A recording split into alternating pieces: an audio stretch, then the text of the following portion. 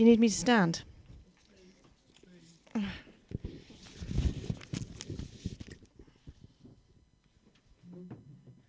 Hi everyone. Thanks for inviting me. It's really great to be here. I'm Dr. Emily Grossman. I've got a PhD in biology and I am a science author, science broadcaster and educator.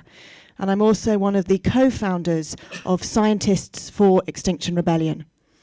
And we represent a community of scientists, now 1,600 strong across the globe, who've signed a declaration to say that we now have to take radical action due to government inaction to fight, to combat the climate and ecological emergency.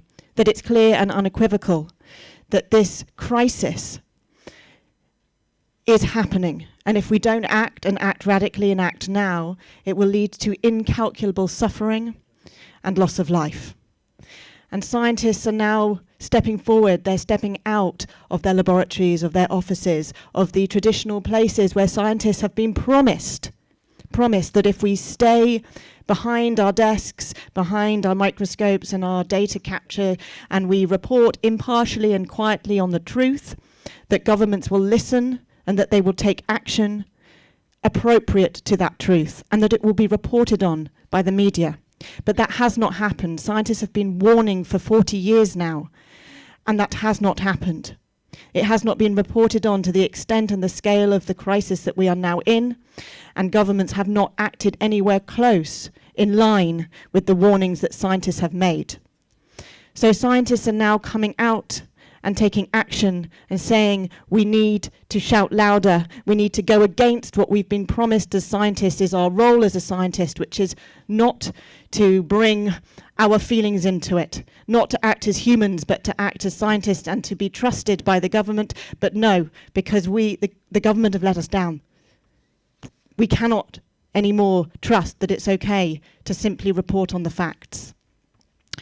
So the question that we're addressing in this first point is the 4-degree world. Now, as you've heard, there are top scientists who say that by the end of the century, it's possible or likely that we could cross 4 degrees. That is inconceivable, the world that would be if we crossed to 4 degrees.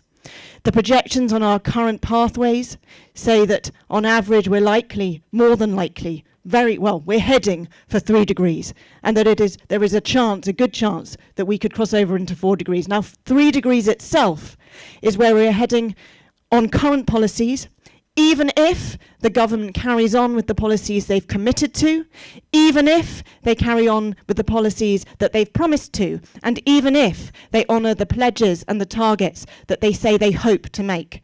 Even if they carry on along all those pathways, there is still the most likely chance that we will head towards 2.5 to 3 degrees, and a good chance of going over 4. Now, over 2 degrees is impossible to imagine that we could be heading towards that on this planet, and we're going to talk in a moment about what that would actually look like. But I also want to address the fact that there's a sort of feeling in this country, at least by the government, that often comes up, which is like, well, we're not the biggest polluters, we're not the biggest problems. Go ask China, go ask America, it's not our problem. We only emit 1.5% of carbon emissions in this country. Well, that is true. However, 1.5% of carbon emissions is still twice as much as we should be emitting per head. Secondly, 1.5% does not take into account aviation, that's flights. It doesn't take into account shipping, that's boats. That's a huge amount of fossil fuel emissions. And more importantly, is that does not take into account the fossil fuel emissions that are embedded in what we consume, in what we eat, in what we buy, in what we use in this country.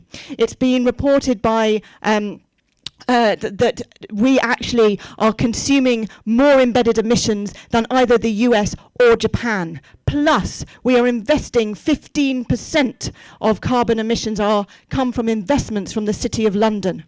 We are spending taxpayers' money, pensions, university funds, investing in fossil fuels overseas. And we also have one of the biggest subsidies for fossil fuel industries. So the EU, it was been reported that in the last 5 years, out of all EU countries, the UK actually invests the most in fossil fuel subsidies. That's £2.5 billion in the last 5 years. So anybody that says, oh, we're doing enough, It is not true. Anyone that says, forget it, it's not going to make any difference, you've got to talk to China, got to talk to America, that's not true. And anyway, anyone says that who says that our fossil fuel emissions are dropping, our carbon emissions are dropping, it is slightly true in this country if you ignore everything I've just said and look at just our terrestrial emissions, but that's only because we've switched recently from burning coal to burning oil and burning natural gas. As soon as that sort of evens out, they will start to go up again. And if there's any chance of staying beneath the catastrophic warming of 2 degrees, we have to peak our global emissions this year in 2020, and we have to start coming down. And in order for global justice, in order for climate justice, in order to take into account the fact that we're a more developed country than a lot of the world, and we have a responsibility for historical emissions, we need to bring our carbon emissions down immediately, and we need to get to net zero by 2025.